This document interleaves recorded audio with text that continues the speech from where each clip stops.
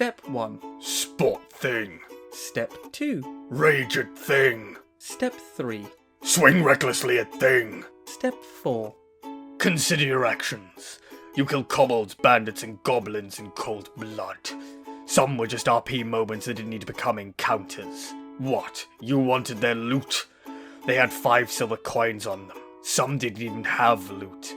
One of the bandits had a side quest letter from their family, but you wouldn't know that because you can't even read. And you ate the letter. That's great. Your intelligence is low, but that doesn't mean you have to fight every single thing and take all of the loot. We get it. You do a ton of damage and take none yourself. And even when you do, you still rely on the healer, who you'll never thank or appreciate. But you'll still run in every time until you force the DM to research psychic damage enemies, you brainless son of a— Step 5. Loot dead thing. Step 1. Take the acolyte background. Step 2. Pray really hard. Step 3. Heal the party. Step 4. Realize the futility of your actions. Nothing you'll ever do will matter. The better you do at your job, the worse and more reckless the rest of the party will become. You'll try to be the moral heart, keep them on the straight and narrow, and they'll just spit in your face and kill whomever they please. God only knows what will happen when they realize you can bring them back from the dead. Step 5. Buy 300 gold's worth of diamonds every session. Step 1. Pick your weapons, armor, and spells. Step 2. Ignore step 1. Step 3. Wild shape into your favorite animal. Step 4. Realize that while you're in wild shape, you have a secondary health bar, new skills and abilities, more RP opportunities, and a multitude of forms that makes you a nightmare for the DM. Become a rodent that listens in on the BBEG's plan to the point where the DM has to make a trap to force you to revert to your normal state, and understand that your damn bear form is not more powerful than the god that is the DM. Step 5. Ignore the DM's threat and cast a max level moonbeam as a rat and go nuts.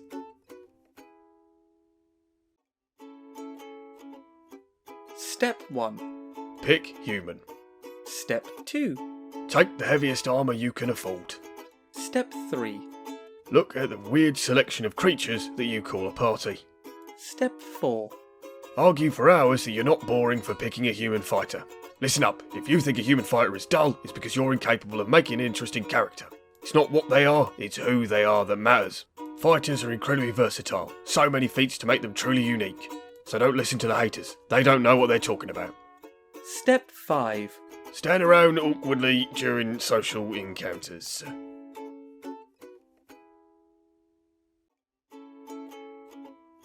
Step 1.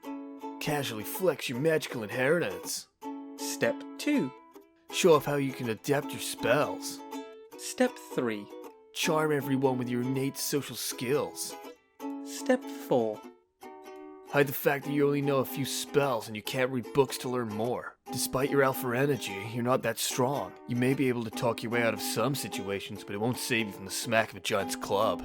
Even as a high damage spellcaster, you're limited in your uses, and once the party realizes that, your worst fear may come true. They may think you're not actually cool. Step 5. Chug a can and shoot a fireball at those nerds.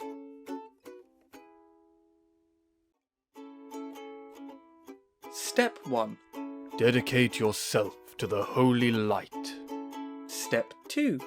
Become a bastion of hope, duty, and courage. Step 3. Lead your friends along a righteous path. Step 4. Come to terms with the fact that all you will ever do is smite things. You may have many spell slots that you could put to really interesting and creative uses, but you won't. Everyone will yell at you for wasting them on trying to control enemies when you could just be beating them to death with the holy power of mace to the face. But you shall add this to the other heavy burdens you must carry along the path to become the blessed knight that you always dreamed of. Step 5. Realize that smiting stuff is actually really fun.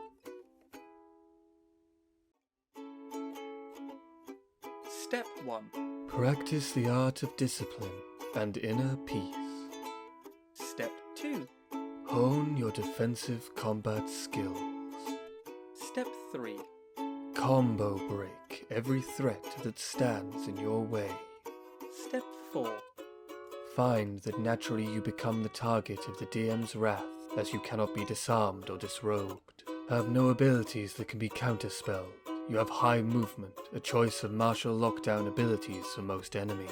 Take no fall damage, can be resistant to poison and diseases, and the only downside being that you're slightly limited in variety of builds. But who cares when you literally kick ass and take names? Step 5.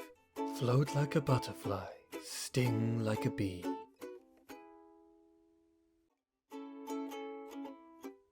Step 1. Laugh at the fact you're meant to be in a fantasy game. Step 2. Attempt to construct outlandish weaponry from 3 pieces of string, a log, and a dead goblin. Step 3.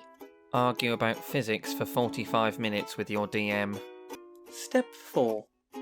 Understand that you will either be the most powerful member of your party or completely useless.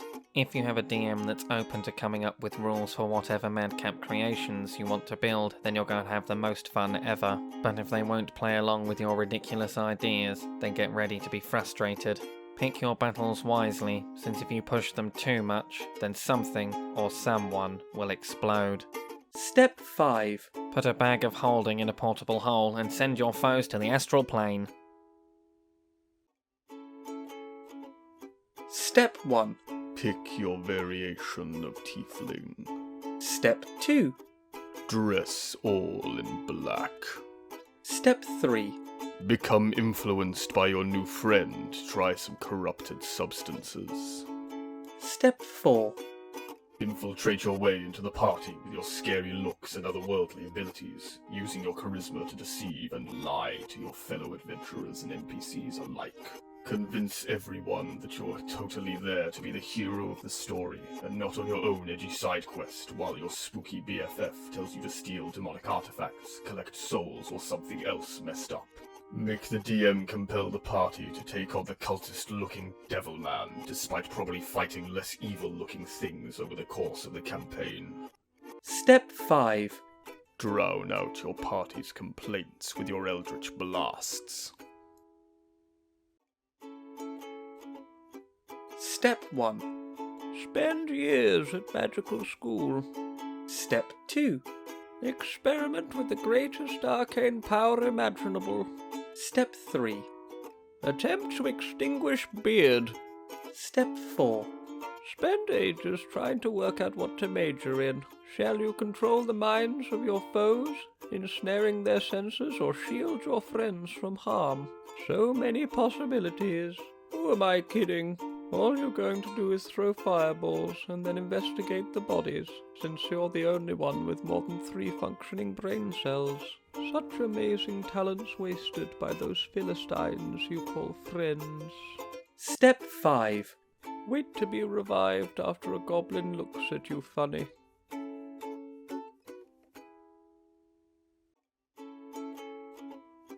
Step 1. Write your edgy backstory. Step 2. Plot your petty vengeance against a world that wronged you. Step 3.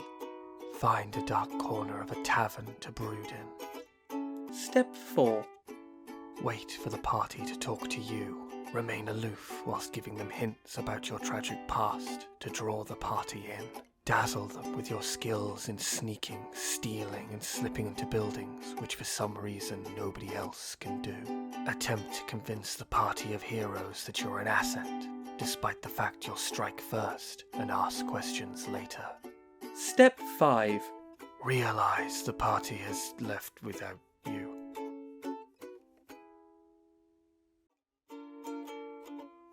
Step 1. Use your lute to hone your magic. Step 2. To tell the tale of your life so tragic. Step 3. Join the party as comic relief. Step 4. Tag along with the Crimson Torn Thieves. Come the jack of all trades, charming all the tavern maids, flirt your way through friend and foe, to the queen's bedchambers you shall go. And if you want to push your luck, step 5. Find yourself a dragon to No, just no. Whatever. Range next week.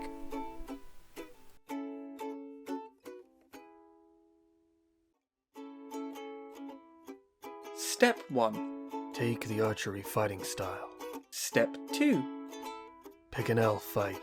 Guess. Look, this one's really difficult to do. They've replaced 4 separate features in Tasha's. How are you meant to talk about a class that worked one way? Well, it didn't work. It wasn't very good at all. That was the problem. You know, I defended Ranger for a long time because I thought they were fine. I thought they were quite good fun, because who doesn't like playing a little Legolas in time to time? But then they took it apart and put it back together again, and sure, it works a bit better nowadays, but it still remains as a meme that no one wants to play it. Because, you know, if you start saying you're going to play a Ranger, then everyone around the table is going to bully you, because, oh, you know, Rangers suck. What do you want from me?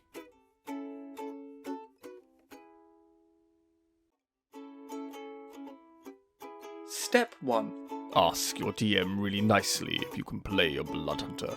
Step 2. Realize that you can play an intelligence primary that isn't a nerd. Step 3. Find the edgiest outfits that ever edged. Step 4. Sacrifice your own life essence to slay the foes that took everything from you.